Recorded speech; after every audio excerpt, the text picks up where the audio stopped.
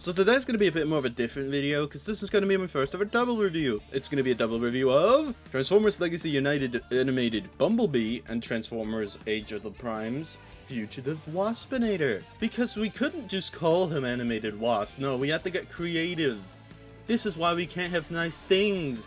Holland! So what actually changed between these two? Well, Wasp has a new head and new colors, but other than that, he's basically the same. But that sure made me still want to get one. And now that both of them are out, you can recreate the rivalry they had in the show. And yes, if you haven't watched Transformers animated before, 1, watch it, and 2, these two did have a bit of a rivalry in the show, and by a bit, I mean that they wanted to kill each other at any moment, especially Wasp, holy. But that's for another day. I don't want to spoil Transformers Animated for you, even though the box kinda does. The detail on Bumblebee and Wasp are pretty good, but I do prefer the ones on Wasp, mostly because they're all the same, but the colors makes it actually visible. Yeah, the yellow on Bumblebee kinda makes it so that all the detail on him gets washed out by the yellow. Then it's good that Wasp is here, because then we can look at his feet. I'm not weird, I swear. Before Wasp came out, you couldn't even tell what was going on down there, but now because of Wasp having plastic that actually doesn't wash out all the detail, you can see all the little teeny tiny details they put into him, like how he actually does have the front of the car as his feet. They're just fake parts instead of real parts, which that's a whole other discussion that I don't want to get into.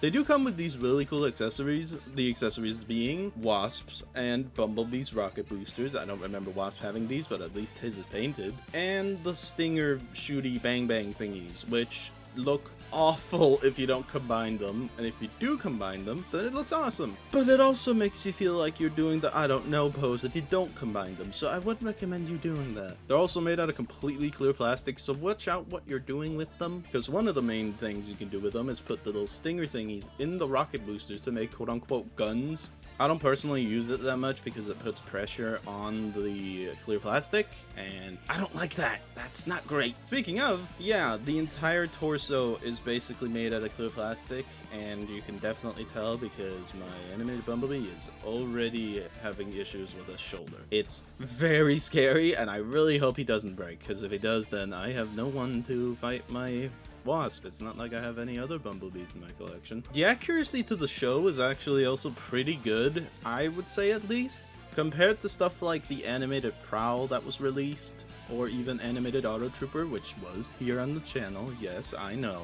I feel like this is the most accurate Transformers animated figure we've gotten so far. Wasp, that is. I still think the Bumblebee's head is a bit iffy. So anyways, posing time, and they're pretty alright. I feel like the posing is just standard now, because I don't really see any point in saying that he has pivots at the feet when every other modern figure has that too. The transformation, on the other hand, is really fun, and I did use 2 different ones for posability and the transformation, because I wanted to make them stand out. And when you get to the vehicle mode, it actually looks almost 100% accurate. I do think that there's some tiny little things different, but you gotta admit, this looks really, really good, and I would not doubt for a second that there's probably a bunch of people that display them in this mode instead.